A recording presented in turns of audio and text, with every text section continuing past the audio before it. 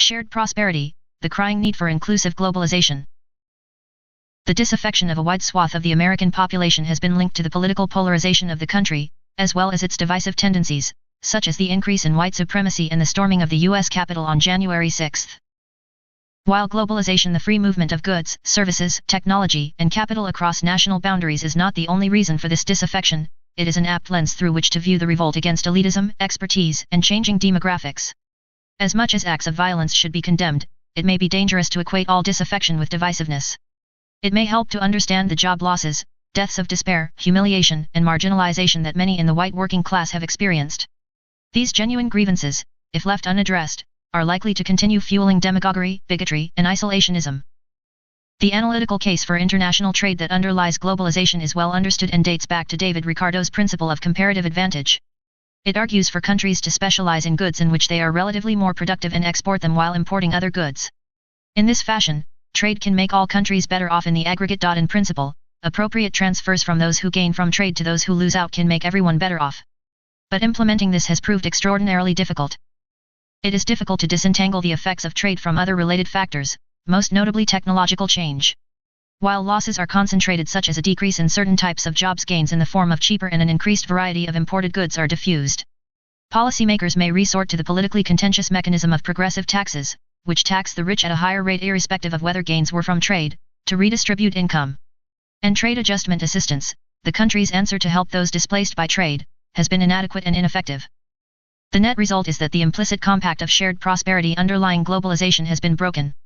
Even though there is evidence that trade might have created jobs, a stubbornly persistent class of those who have lost out or feel left behind has arisen over the last few decades of globalization. Between 1990 and 2010, at the height of globalization, the share of income accruing to the lowest quintile fell from a paltry 3.8% to 3.3%. Indeed, the share of all quintiles went down except for the highest quintile, which saw its share increase from 46.6% to 50.3%. American comparative advantages in skill-intensive products and the skilled have benefited disproportionately from globalization. Between 1979 and 2012, for U.S. men, the gap in earnings between the median college-educated and median high school-educated doubled from $17,411 to $34,969, in constant 2012 dollars, with globalization cited as one of the causes. The Trump administration understood well the malaise of the disaffected segments of the population, and besides curbing immigration, it levied tariffs, especially on China. When China retaliated with its own tariffs on U.S. agricultural products, the administration provided subsidies to affected farmers. Ultimately, a tariff is a blunt instrument, and the administration did not even achieve its goal of significantly reducing the trade deficit. And withdrawing from global trade agreements such as the Trans-Pacific Partnership only created a trade leadership vacuum, which China was eager to fill. China scored a geopolitical win by signing on to the Regional Comprehensive Economic Partnership, in which it is expected to be a key beneficiary. The Biden administration has moved quickly to re-engage with global organizations. What else could it do to address the uneven gains from globalization?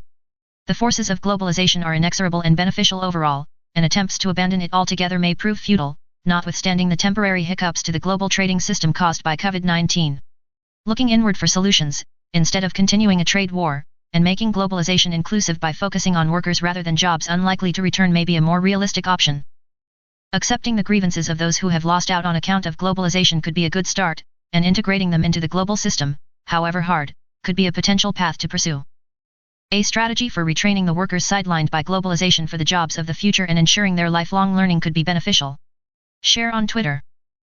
For instance, as we ponder strategies to address the future of work that artificial intelligence and other technologies will bring, which could well be hastened by the pandemic, a strategy for retraining the workers sidelined by globalization for the jobs of the future and ensuring their lifelong learning could be beneficial. It might not be possible to train all workers, and therefore bolstering the social safety net to aid those who still fall through the cracks might be required. The TAA program that provides aid to displaced workers may need to be strengthened and potentially integrated with other parts of the safety net to offer comprehensive adjustment assistance. America could also consider joining global trade agreements, especially the Comprehensive and Progressive Agreement for Trans-Pacific Partnership, a latter version of the TPP, so that it has a seat at the table to argue its case for fair trade.